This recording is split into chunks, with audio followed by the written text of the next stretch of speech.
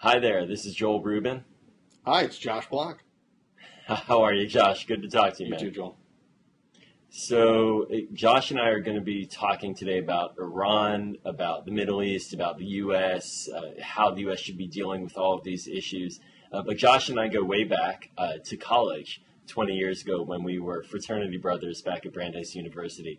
I don't know if, Josh, if you want to comment on those years at all a little bit before we get going. Well, who knew there were fraternities at Brandeis, Joel? I mean, gee, it was a long time ago, and yet it feels like yesterday. Yes, definitely does. And so we have traveled parallel lives to a certain extent here in Washington, and we are both fathers now and engaged on Middle East issues all the time. Too much, I think. I'm at the Ploughshares Fund now as the Director for Policy and Government Affairs, and Josh, you're doing some really exciting, interesting things. What are you doing now? Well, when I left APAC after 9 years, after a career in Democratic politics, I decided I really wanted to go back to some of the things that we both love, which is both the policy issues we care about, the politics that we're interested in, and making a living. So when I left, I started a consulting firm with Lanny Davis, with whom I've been friends, and he's been a mentor of mine for many years, and we do a range of consulting, both political and corporate. And then I also am a senior fellow at the Progressive Policy Institute, which is the Clinton administration legacy think tank. You'll remember that the DLC was the political engine of the Clinton administration, and the PPI was the think tank. The DLC no longer is around, but the Progressive Policy Institute is the centrist liberal think tank in Washington, and I'm privileged to be a senior fellow there as well. So what's a centrist liberal think tank? I just have to ask. Well, I think it's a pragmatic liberal, Joel. It's someone who's a liberal but understands we need victory, and victory happens not on the fringes, but in the center where the American public lives. So it's taking liberal ideas and trying to forward them in a way that can both achieve the goal and achieve victory for the Democratic Party. That's really exciting. That's great. Congratulations on starting your own thing. I mean, for me, my journey in Washington, having spent a lot of time at the State Department as a career person on Middle East affairs during the Bush administration, and then going to the Hill, working in the Senate for Democrats, and then afterwards helping to start J Street and develop some different alternative ways of thinking about the Middle East here in Washington, has really been enriching. I keep on referring back to my youth of education in the Jewish world about Israel and the Middle East and work overseas as a Peace Corps volunteer, trying to make sure that that comes through in the work that I do here in town. And I know that you've been a really active presence in town, made a real big impact.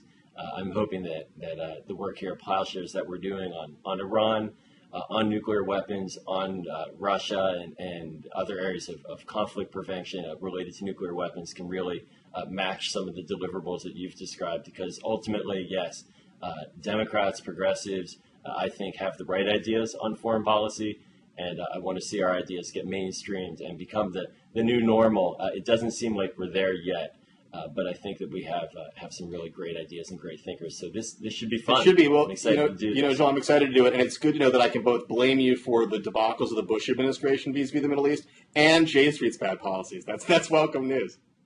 Don't they cancel each other out? I don't know. I think they self-reinforce, Joel. I don't know. This is good. Well, I'll take some credit for the good days that we've had the last couple of years in the Middle East with the Arab Spring and certainly with no war with Iran. I'd like to think that we're actually in a good shape in terms of what we're doing on Iran, although there's a lot more that needs to be done, and it's not at all satisfying. And maybe we could start talking about that a little bit more. From my perspective, Iran really is this great conundrum for American foreign policy. It has been for more than 3 decades. We've sanctioned it to what appears to be no end, blocked about $50 or $60 billion in investment in their energy infrastructure, yet still seem to think that there are more sanctions we can apply, have not been as creative in our diplomacy and working with different countries to try to get at the nuclear program and get real oversight of it.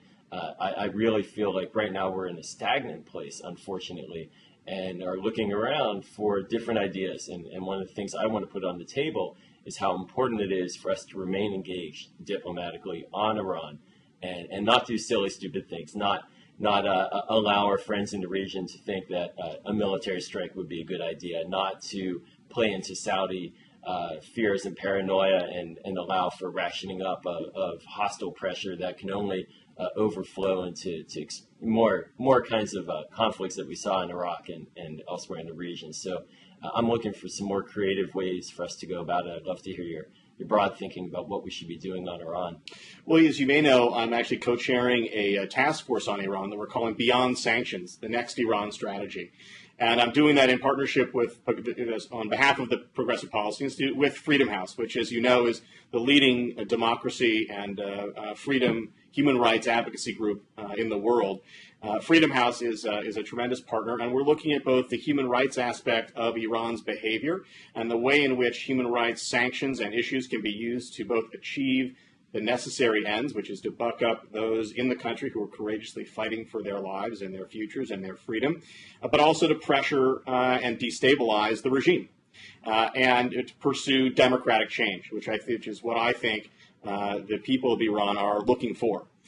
And also to look at the fundamental ways in which Iran itself is using its influence and attempting to achieve greater hegemony, greater dominance, and to develop a real sphere of influence over the countries in the region, which I think, as you note and alluded to, the Saudis, the Gulf states, Jordan, Egypt, are not happy about.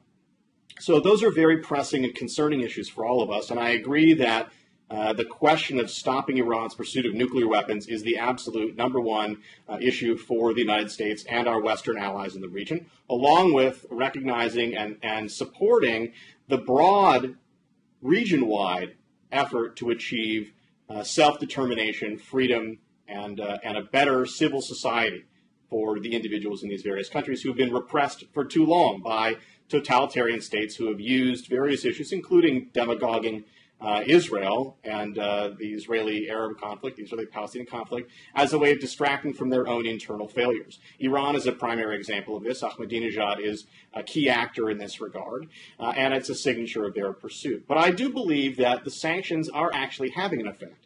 And I think you rightly note that, as the White House has said, we've stopped $60–80 billion in investment in their oil and energy infrastructure. That's extremely important because Iran's not able to produce enough energy to supply itself, even after the subsidy reforms that Ahmadinejad has put in place. And the fundamental weakness of their economy, the inability to get credit, the inability to deal with any international bank, is making the business class, which is the power in the country, rivals the IRGC and the ruling elite, very uncomfortable, and it creates dissonance. And inside the ruling elites, you also see, of late, an increasing amount of tension, and that tension is really a battle over resources, over money, over power. And I think there is the prospect that increased pressure on the regime can produce different results. There is a history of Iran making decisions that are counter to the things that they want to do. I mean, if you go back and look at what the Ayatollah said when they ended the Iran-Iraq war, he said it was a bitter pill, but they did it anyway. So I think that there is a history there. I think we can pursue it. Yeah, I mean, that's a really interesting overview of it, and I appreciate it, and some of the thinking that you have there on the table. A couple of questions for you, though, going a little bit deeper into changing the Iranian government. One of the big concerns that I've got is if we start talking about regime change as an American policy, we are certainly going to raise the hackles across the political spectrum in Iran. They have an internal battle underway. The Green Movement itself has not called for any external support to overthrow its government.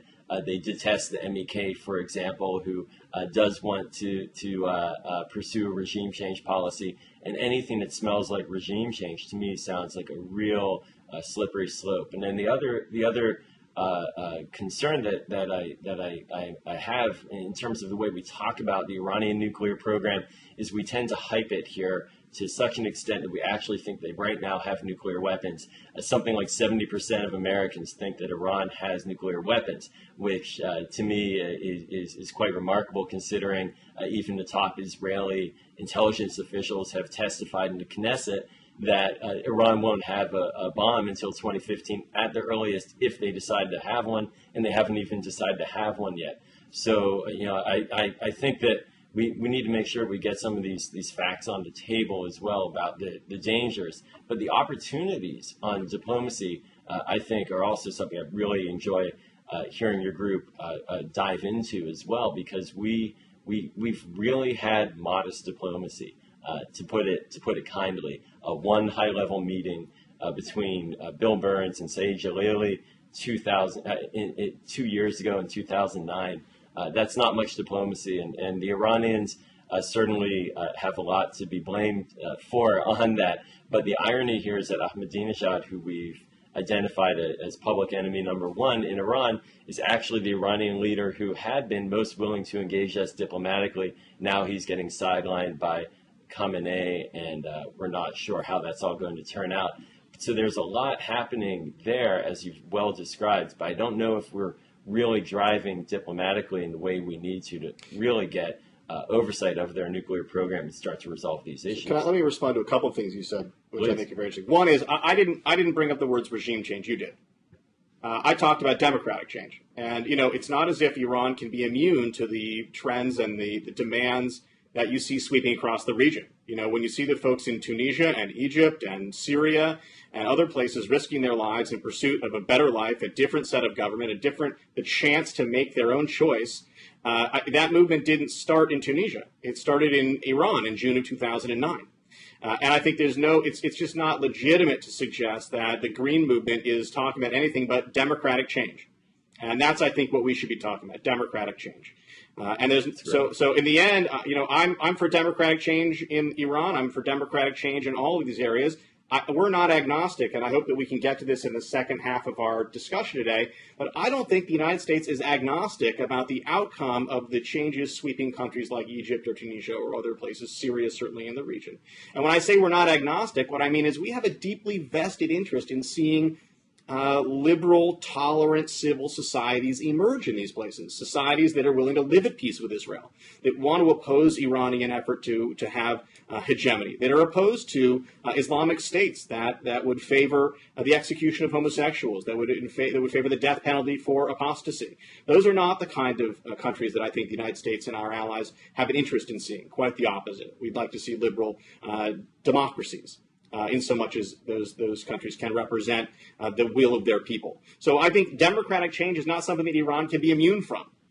These trends are real, and I think they exist deeply within the fiber of the Iranian people, who, as you know, are more pro-American than many of the communities, many of the societies throughout the region. So on the fundamental question of how do we talk about it, I think we should talk about democratic change.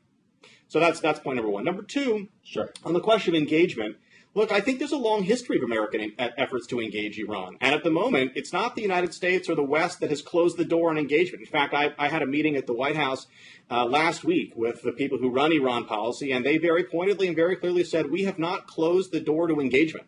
We've left it open. It is the Iranians at the moment who are not coming to the table, who are not being serious in the kind of dialogue we have. The Iranian effort may kick up in the next few months because the sanctions are having an effect. The pattern we've seen has been when they get squeezed, they try to use dialogue as a dilatory tactic. They're installing in the IRGC enrichment facility that the president exposed in September a couple years ago. They're going to begin to install into this facility, which, as you know, Joel, can only accommodate 3,000 centrifuges, which is not enough for fuel for a nuclear power plant, but just enough to enrich material for a nuclear weapon.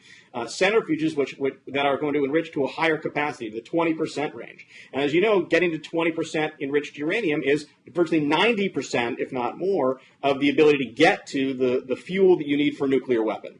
So the idea that they're not pursuing a nuclear weapons program, right, I think, is nonsense. Now, have they built it? But they oftentimes pound their chest about that, and there have been, over the decades, going back 15, 20 years, called assessments that Iran would have a nuclear weapon within a year, calls by the Iranians, and they technically have not demonstrated any real prowess. Let me just finish the thought there. First of all, I think let me respond and I'll finish the thought. First, yeah, certainly the fact that the Iranians have not achieved the measures that the world has been concerned about is a measure of success for the sanctions effort.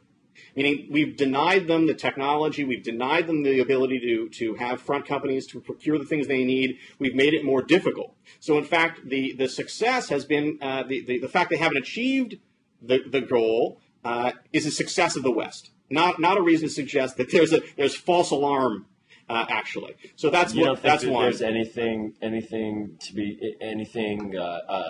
there from decision making in Tehran itself? Like perhaps they actually aren't trying to get a nuclear weapon? No, quite the opposite. In fact, I think if you look at the IAEA reports, and this is the second thing I was going to say, the IAEA reports point out quite plainly that in fact there's evidence that they never stopped pursuing the weaponization of their nuclear program. That in fact that may not have been correct, and that in fact it's the IAEA that is saying they're enriching to 20%. It's the IAEA saying that they're running 7,000 centrifuges instead of 5,000. It's the IAEA telling us that they're putting these things in the IRGC enrichment facility inside a mountain that only takes 3,000 centrifuges to build, fuel for a weapon that they're undertaking. This is not somehow some conspiracy of Western powers. It's in fact the IAEA. And again, this is one of the things that I think is important for our liberal flank, our super left-wing flank, to remember. This is not Iraq.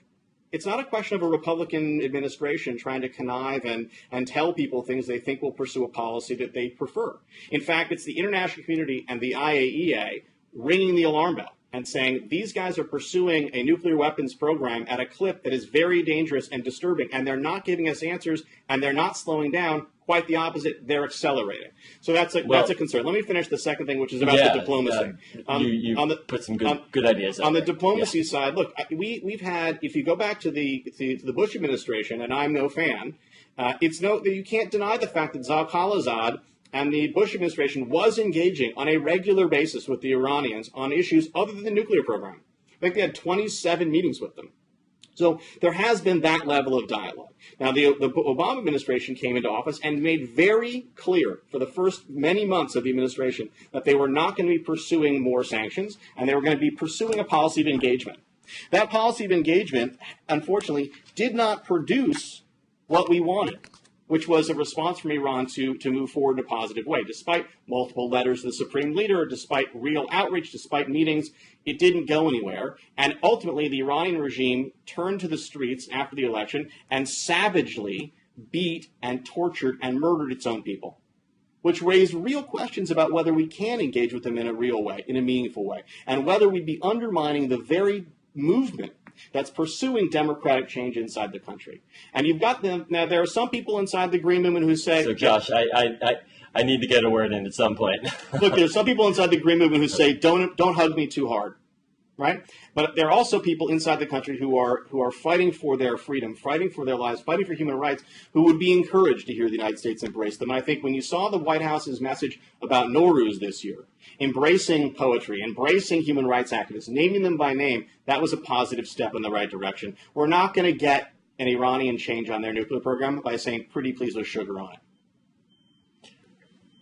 So there's multiple things, and it's funny because I feel like I'm getting transported back to when I was 19 and the ability to have really good, earnest, long discussions about the Middle East and what we're doing and not doing right on Iran and on Israel. This is good stuff. Here's my quick and dirty. It's real easy for us here in Washington to be tough on Iran. God knows they deserve it. The nuclear program, the uncertainties about it, the support for terrorism. I know when I was on the Hill, some of the easiest days I had was when a hard Iran sanctions bill came across my desk, and a little lobby pressure would be made, and we would co-sponsor it, and it was done. Easy, simple. No real space was given, of course, to the administration to actually pursue anything diplomatically, and we wouldn't let that happen when I was a Democrat and Bush was in charge. But I'm going back to my time in the Bush administration as a career guy as well, and watching the way the moves were made at the top level to reorient the way we talked about Iraq and make arguments about how the Iraqi regime was, in a sense, trafe. You couldn't deal with it, couldn't talk to it, couldn't trust it. There's really no way out. We have a good democratic alternative in Chalabi. Let's go work with him. Now, I personally, over the past 6 months, have done a significant amount of media, commentary, you name it, about the Arab Spring. I strongly support the no-fly zone over Libya. Really believe that supporting democratic change in these countries is essential, as you pointed out. What I'm not going to do, though, is call for conditions on who these people in the Arab world vote for and who they put in power. We have interests. We're going to make them clear. We have to. But we're not going to try to control who it is that's actually sitting in the Egyptian parliament or sitting in the Tunisian parliament or what they decide their country is going to look like in the future. We have to make sure that they actually have a legitimate election that does meet the aspirations of the people. But transporting that into Iran, it's not so simple. It's not so straightforward. I totally agree with the Obama administration's argument that there's a serious hypocrisy happening. And I do, to a certain extent, think that the June 2009 protests inspired some of the thinking in the Arab world, but I don't think you can draw a causal link between that and what happened in Tunisia a year and a half later, which was a country very distinct from Iran. So the Iran example, we can't deal with the government that's there unless there's a democratic government that we like, who has ideas that we like. To me, it sets us into a situation of stasis, and we've been in stasis for 3 decades. Can I just make one? That's a concern. One suggestion, though. I don't think anyone has said that the Obama administration has refused engagement with the Iranians, and I don't think that they've said they're against engagement with the Iranians, provided the Iranians come to the table and say they're willing to deal with some of the issues that we're asking them to deal with. So I think we've got a combined track, which is, look, we've got to keep the pressure on the Iranians so that they reach out and grasp the extended hand we've offered them. So you can't. They're not going to do that unless we kind of continue to choke off their oxygen.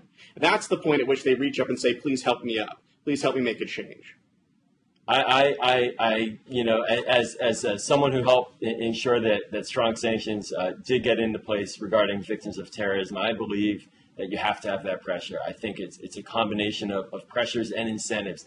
I'm not quite sure the incentives are as clear right now. I don't think either that our diplomats are being utilized in a way that they can really exploit some of the fissures in Iran. But that said, understanding what's happening inside Tehran is incredibly difficult. Knowing who's going to be coming out on top, extremely hard to guess. They're looking internally right now. And one of the things that, and I'm sure you're looking at this as well, but one of the things that really concerns me is this idea that we can somehow weather this challenge in an ongoing way and actually go after other countries who are engaging in trade and energy trade in particular with Iran. I'm really concerned about that. I think that we have already seen over the years that Iran knows how to adapt to sanctions. And if we start going after countries who are trading with Iran in energy, as they currently are from China in particular, we're going to see the sanctions regime unravel. I think we're at a real precipice of decisions about how far we can be aggressive. We've done a lot on sanctions. Now, we do have some opportunities, like you just described, on Afghanistan. I don't know how much we've harvested that. Also, the drawdown in Iraq, another potential area where the Iranians are going to be scared. They like having us sitting there. We provide some comfort, a bit of a moral hazard for them to do things. As even Leon Panetta rightly pointed out the other day, Iranian weapons are killing Americans in Iraq. This has been an ongoing problem for years. Maybe there are new ways to approach it. The Russians were just in town. Lavrov making comments about the need to accept some type of level of enrichment, a trade for oversight of that enrichment could be a deal that they could live with. What are we doing with the Russians to get in there? And what are we doing with the Turks, who seem to have a hot and cold relationship with Iran, but know how to twist their arms at certain key moments? I'd really like to see that explored much more aggressively than I think it has. Can I respond to a couple of those things, Joel? First, on the Chinese thing. First, look, the Chinese have actually curtailed their investment for the most part in Iranian's oil sector and energy sector, which is a really important thing because Iran's energy infrastructure is falling apart. And they need hundreds of billions of dollars of investment to just maintain their current levels of production. So the fact that the Chinese, like the United States and others, are refusing to make that investment is a significant thing. The fact that some countries continue to do some oil sales with Iran is troubling. And as you may know, the Saudi government made an offer to the Chinese to replace the oil that they're buying from Iran from Saudi Arabia at lower prices and a guaranteed supply for many, many years to come. And the Chinese are, I think, still looking and evaluating that process. So I would like to see the Iranian government further starved of hard dollar currency, and I'd like to see, as the Saudis would, based on their attempt at the OPEC meeting a couple of weeks ago, to drive down the price of oil. Which, if it happens, will create additional pressure on the Iranian That would be government. a miracle. Well, I mean, I think the Iranians tried to block it inside OPEC, but the Saudis have enough spare capacity, as do the UAE and others, that they're beginning to increase their production anyway, and it can bring down, although somewhat marginally, $70 instead of $80. The price of oil. But there is a point at which the Iranian government can't make the revenue it needs. Now, the reason Ahmadinejad is staying in power is because he's bribing the rural populations. So in addition to changing the subsidies, I mean, they had to change some of the price supports the government was providing because they didn't have the money to do it anymore. They simultaneously passed out checks to the rural populations to maintain his popularity. Again, that illustrates actually both the sophistication on the part of their technocrats and their economic bureaucracy, but also a fundamental weakness that's there that we can continue to exploit. So I would like to see more pressure on Iran from the oil sector, from a trade sector. You know, just last week, the administration sanctioned one of the major port operators in Tehran, and in the next couple of days, Maersk, which is one of the biggest shipping companies in the world, announced that it would no longer be going to those ports, and several other shipping companies followed suit, which put the Iranians in a position of having to scramble to find new ways to get the staples and the refrigerators and the dishwashers and the televisions and the things that the middle class wants. That, from my perspective, that's good pressure on the regime, because it's the middle class, the business class, that has the ability, that can express its discontent, that can force the regime to make a choice. I agree with you. I'd like to see no war. I'd like to see peace. But I think the best chance to get there, the best chance to stop Iran from acquiring a nuclear weapon, which would, by the way, it's not just a question of them dropping a bomb on Israel. I mean, they went into the streets in 2009 and were brutal to their own people. They walk around and say Bahrain belongs to them. How will they act when they have a nuclear weapon? What kind of activity will we see then, and who will be able to stop them? How will they treat their people then? So I think that the reasons to prevent this from happening are really fundamentally broad. And I think at the end of the day, if we want to prevent that from happening, then we need to apply greater pressure and change the pain response mechanism, the risk reward mechanism that the current folks in power are using to make these choices. Well, I fully concur with your goal there of preventing them from getting a nuclear weapon. And I do think we're having a serious debate about some strategy, but also some means on how to get there. And you know, one area where I think we have some overlap and some disagreement as well is on the question of human rights. And what I hope is that as our sanctions go forward, that we meaningfully target those who are human rights violators in the Iranian leadership. That has to be done. Treasury can do that. Congress can help support it, legislate it. It needs to take place. But there are also things that need to be done to help the Iranian people. And that's part of this equation that doesn't ever seem to really get the full kind of hearing that it needs. Technologies for internet access, satellite technology that can be utilized to help override some of the blocks that the Iranian cyber army warriors use to prevent Iranians from communicating with each other. That needs to go forward, and it's not because of sanctions. Also, a lot of the pain and suffering that the Iranian people are feeling, it's not quite clear that they're taking it out on their government. I think that having a smart sanctions regime that's robust and starting to get the Iranian people, who we really do actually want on our side, to understand that we're not going after them is going to be key if we're going to see any kind of breakthrough. And Ahmadinejad, you know, he's marginalized. He's in a way he's done for largely because he overstepped, like most Iranian presidents do. They get a whiff of power, they overstep, and then the supreme leader chops him off of the head. And Ahmadinejad is a lame duck.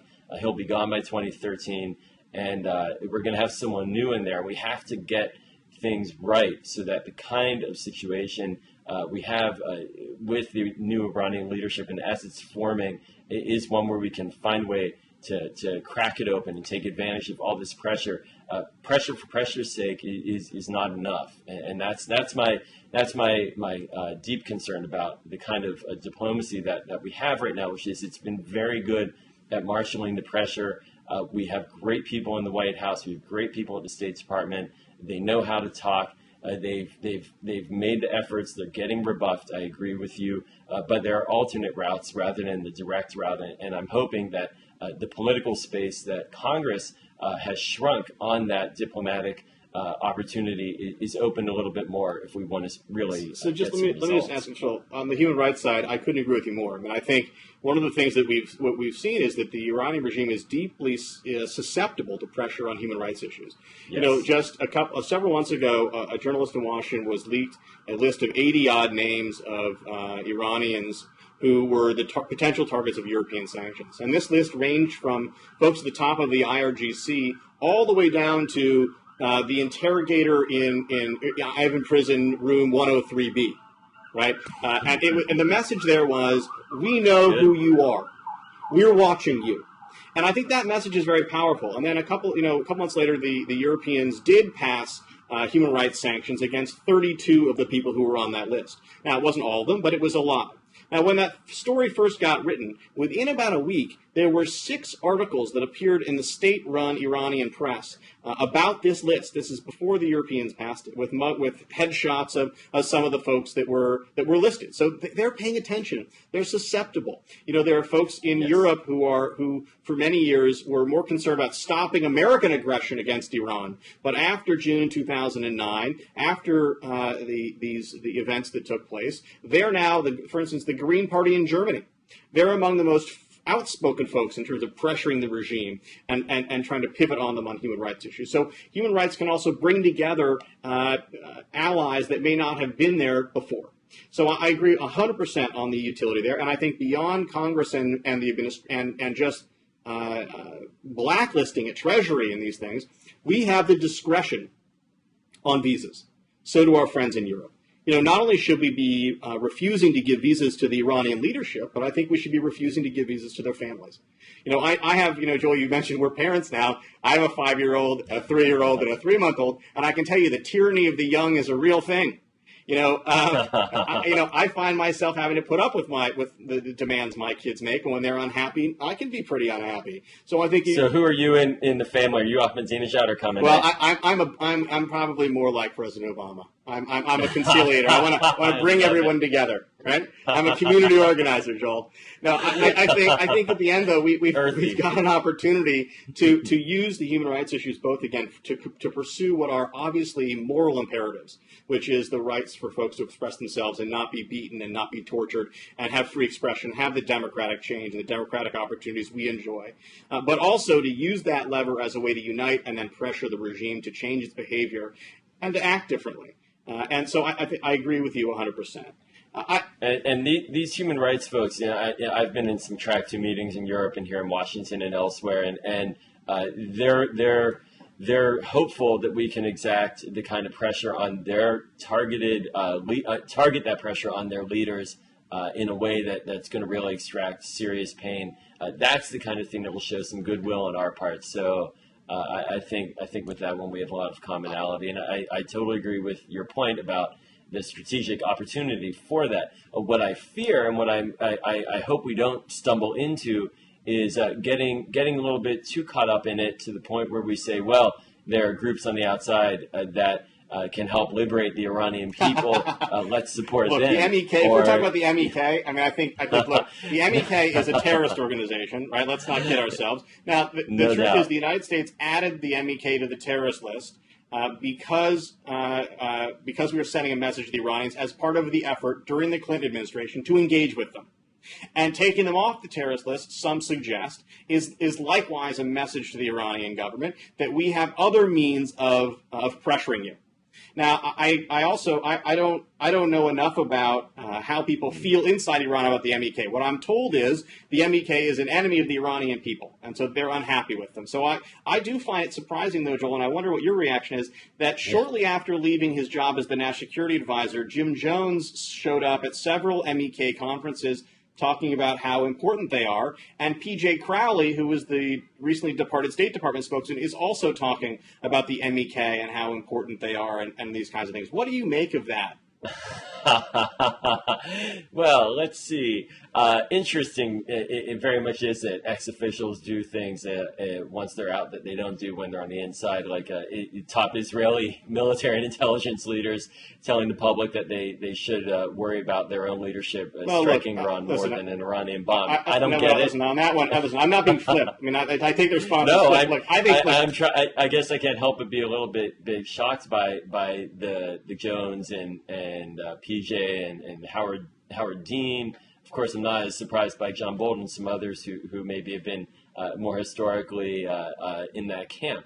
It is surprising. It is a real debate here. You do the way you've described it is pitch perfect. There is a political dynamic behind their listing that is at play. But there are also independent academic sources like the RAND Corporation, although not purely academic, but RAND putting out a study about MEK support for violence that hurt our soldiers in Iraq. And so there is some substance there.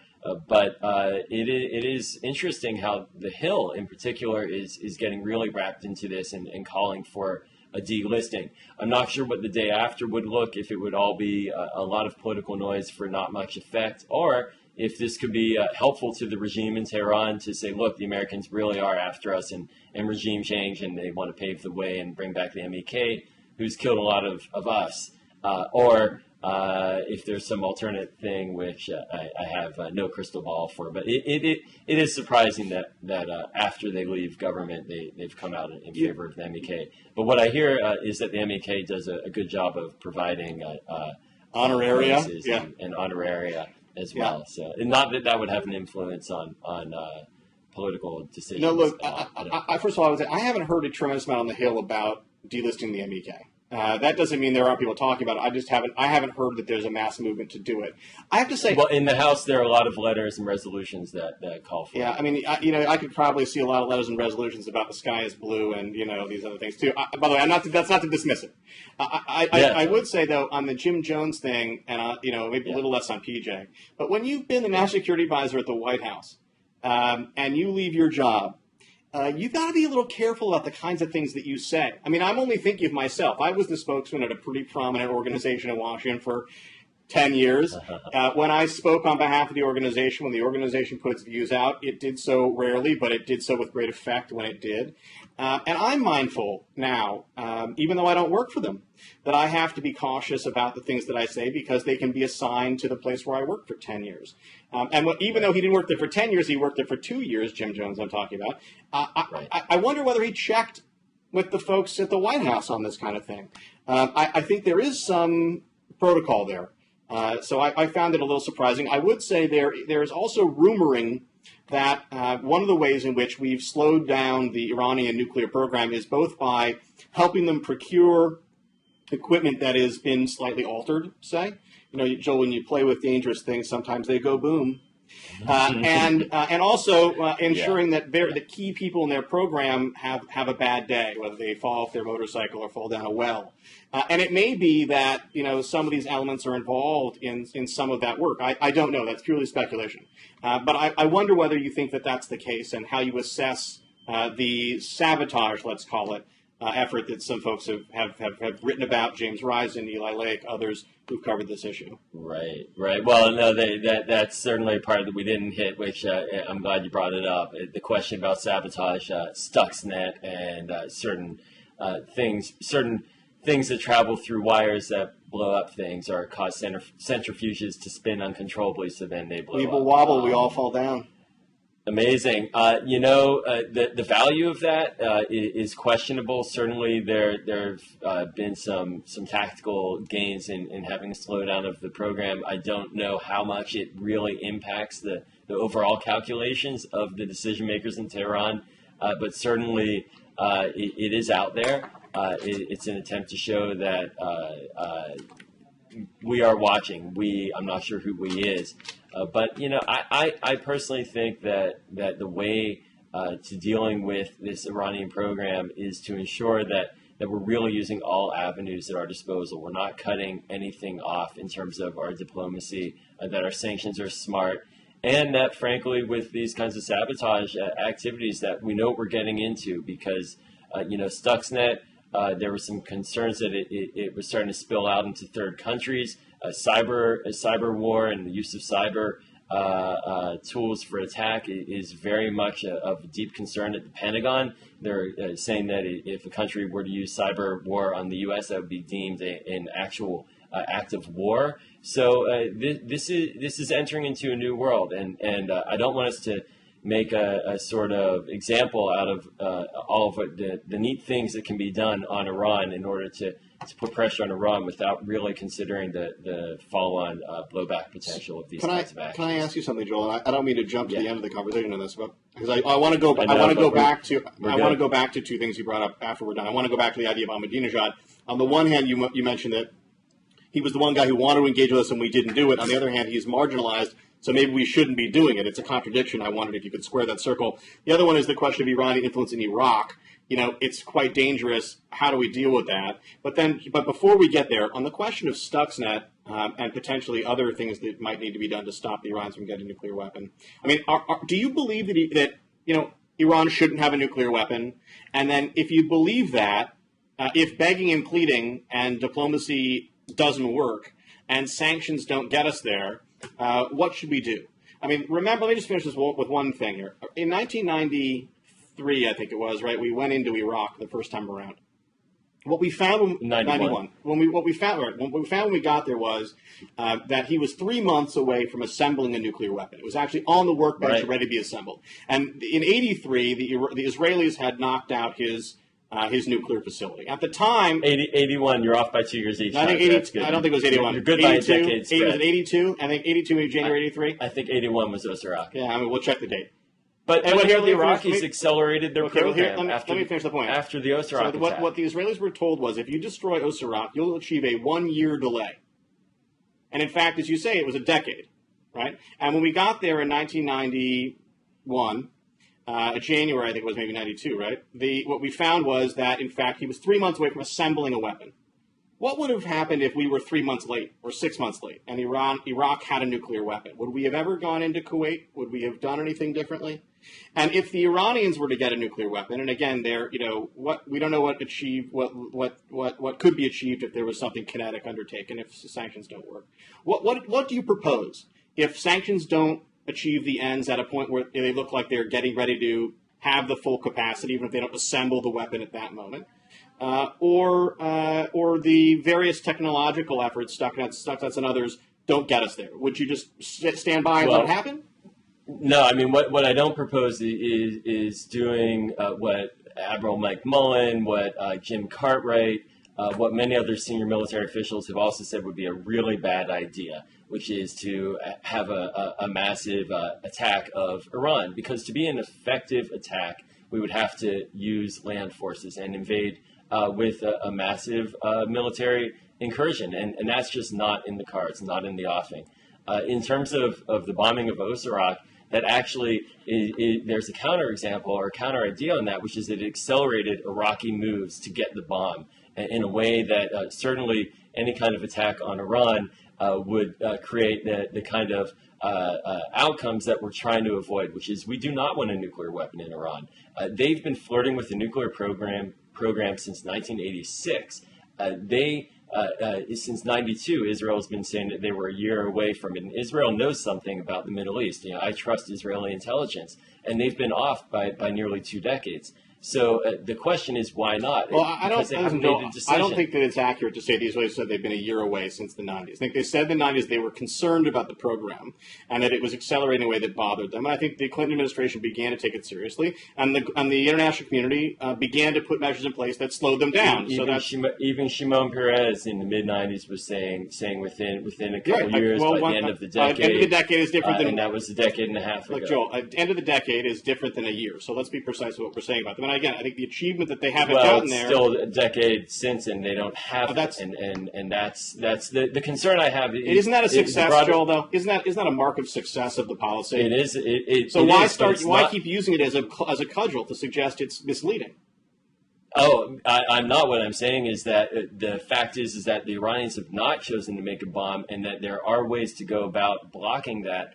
And what we shouldn't do is get ourselves into the mindset that they have, it's done, it's over. And the Ahmadinejad trap as well. I mean, here we are in Washington. We've been labeling this guy as public enemy number one. He actually, within his own political environment, is one who tried to cut a deal with us. He's now been marginalized. I'm not sure if it's because of us. I don't have a Washington-centric view that everything that happens in Tehran is because of us. What deal did he try to cut with us? Well, the TRR deal, which was blocked, ironically, by the Greens back through massive protests back in late 2009. I don't think that's true. You know, they came back with a proposal, Joel, later on. That was a different version of the TRR that totally obliterated the concept because they'd waited a year and they'd made twice as much material. So it wasn't that his deal was blocked. It was that they didn't really want to do it in the end, and that they changed the deal. And as you point out, he is. We'll disagree. Okay, well, he's marginalized, right? So who should we deal with then?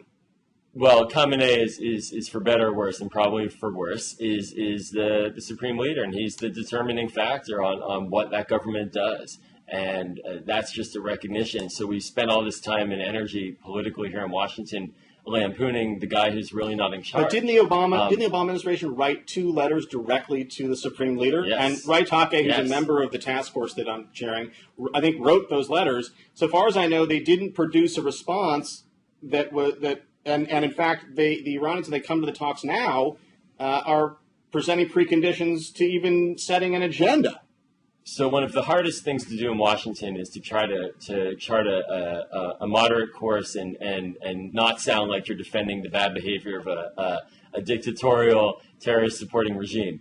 And that I'm not going to make excuses for Iranian behavior, but I want to look at these things in a sober way. A non-response, a modest response, no good.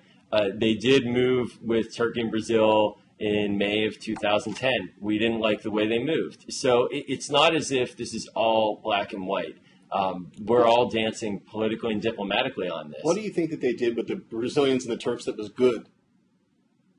I'm not saying it was a good deal or a bad deal. I'm saying that what we had was 2 countries in Brazil and Turkey who were able to persuade and push Iran to do things that it didn't want to do. And the challenge is not to just dismiss it, which I think we frankly made a good decision in dismissing the substance, but to see that as a hook and an opportunity to go further and deeper and work with the Turks and Brazil, India, other countries who are rising powers who we want to build long-term strategic partnerships with, to work them, and Russia you could even throw into that camp, to try to get at this problem. By not doing that, we kind of shut down an avenue for a long while on the diplomatic front. Can we talk about... We're at 12:03, my man.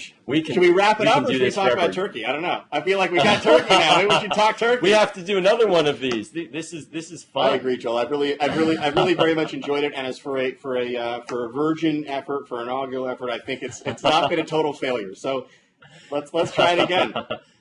And I really appreciate it, Josh. You have inspired my brain to think, and that's really helpful. And I love it that we're arguing about how to get to the same goal. And let's definitely try to. And we will, Joel. And let's just say, hey, look, it feels like yesterday that we were just hanging out in Waltham, right? So here we are. How many years later? 20? Is it 15 years later? I don't know. Feels like yesterday. It's 20, and my 3 kids have been sleep depriving me for long enough, so it feels like a little bit more these days. Indeed. Great to talk to you, Joel. Let's do it again soon. Great to talk to you, Josh.